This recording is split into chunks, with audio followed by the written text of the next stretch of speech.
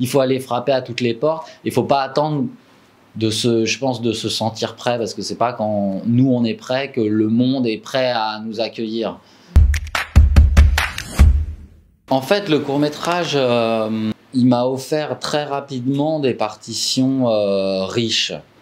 En fait, à la télé, même si la télé évolue et tout ça, je pense qu'au départ, quand je tournais dans des séries, je jouais des rôles un peu archétypaux, voilà. Et puis quand je jouais au cinéma, où j'avais des tout petits rôles, où à un moment j'étais un peu cantonné aux jeunes citadins un peu doucereux comme ça, et voilà. Et dans les courts-métrages, on m'offrait, je pense que c'est parce qu'il y a beaucoup moins de pression financière sur les épaules du réalisateur due à une commercialisation éventuelle du film. Je pense qu'il y a une plus grande liberté sur le choix des comédiens, donc j'ai eu des partitions centrales et riches assez vite dans les courts-métrages.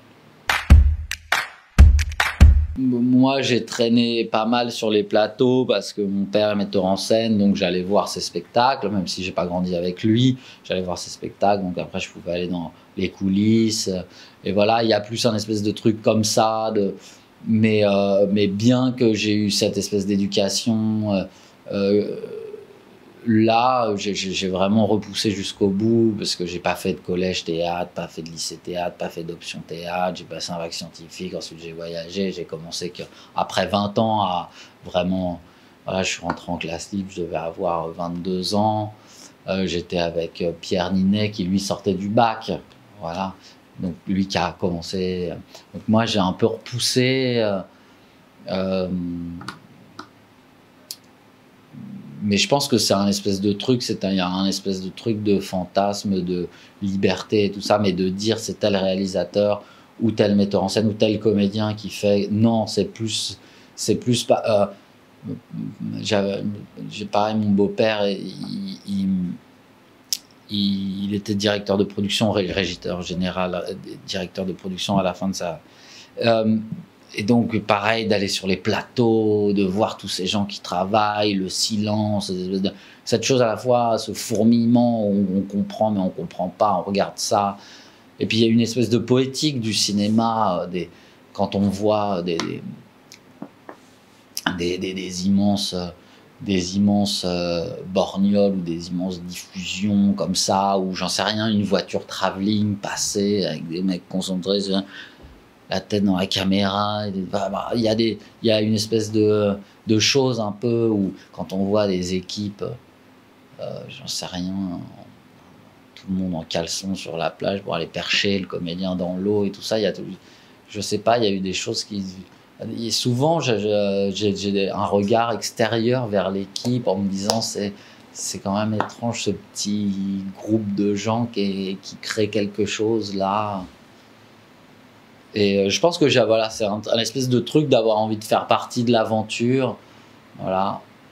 Et le théâtre, la troupe et tout ça, de voyager ensemble, ouais, je pense que c'est ça qui m'a attiré. Avant même de devenir, on va dire, comédien, de commencer une carrière, donc de tourner mes premiers projets professionnels, j'écrivais déjà et je pense que j'avais très peur, mais j'avais plusieurs scénarios de court-métrage dans les tuyaux, un scénario de long, mais j'étais vraiment, je débarquais, je sortais d'un cursus complètement normal, d'un bac S, de machin, je savais pas du tout comment faire, et surtout j'avais peur de prendre des gens avec moi. Donc j'ai jamais poussé la chose, et je pense au fur et à mesure de travailler en tant que comédien, d'être sur les plateaux, de m'intéresser à la technique,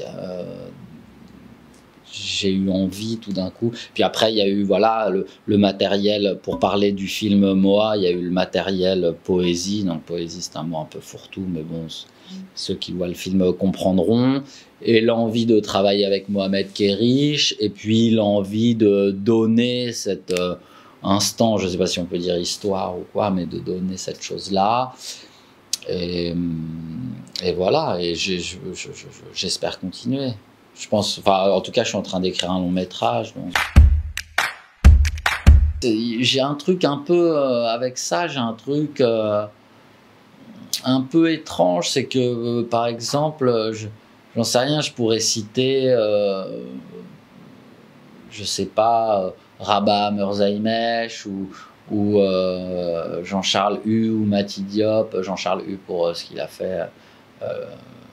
La BM du Seigneur ou Mange tes morts. Tout ça pour dire que c'est un cinéma dans lequel moi, en tant que comédien, je ne sais pas si je me sentirais épanoui. C'est un cinéma que j'aime voir, mais c'est pas forcément un cinéma dans lequel...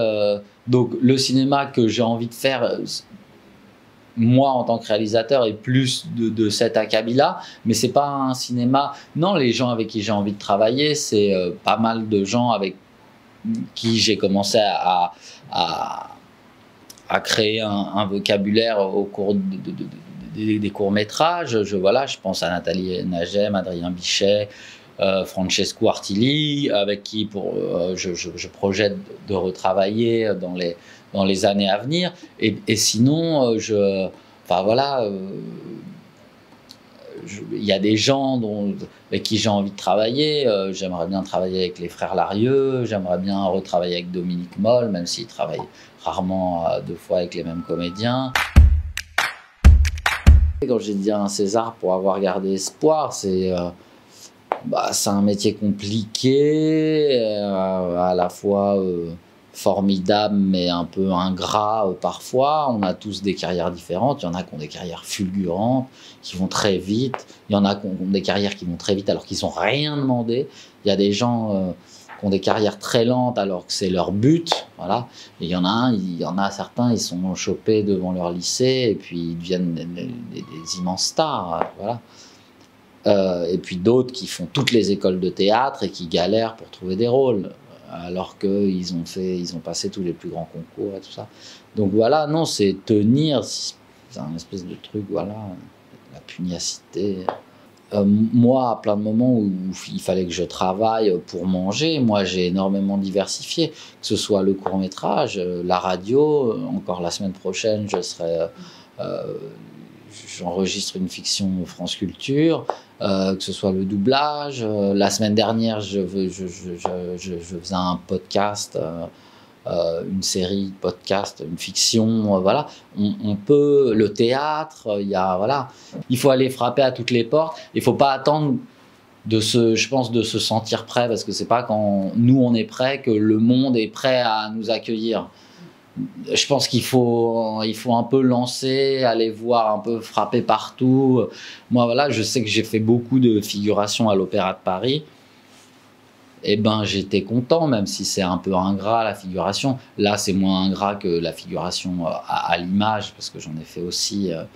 Parce qu'à l'opéra, on est costumé, on a du gros son dans les oreilles, on est sur une scène devant des milliers de personnes, tout le temps plein, avec des grands chanteurs internationaux et des grands metteurs en scène. Et donc on a l'impression de faire un peu plus notre métier que la figuration au cinéma ou à la télé. Mais j'en ai fait beaucoup aussi, et même de la figuration à la radio. Alors on comprend pas, ou en doublage, voilà, pour faire à la radio, ils ont la chance de pouvoir employer des comédiens. Mais quand on joue une foule, il faut des figurants. Enfin voilà, mais en tout cas, aller toucher un peu partout, c'est pas mal, moi je pense. Cette année, ils ont réduit au César le temps de parole à 1 minute. C'était un peu frustrant d'ailleurs. Mais ça, j'en aurais parlé, parce que j'avais préparé quelque chose à dire, dont ça,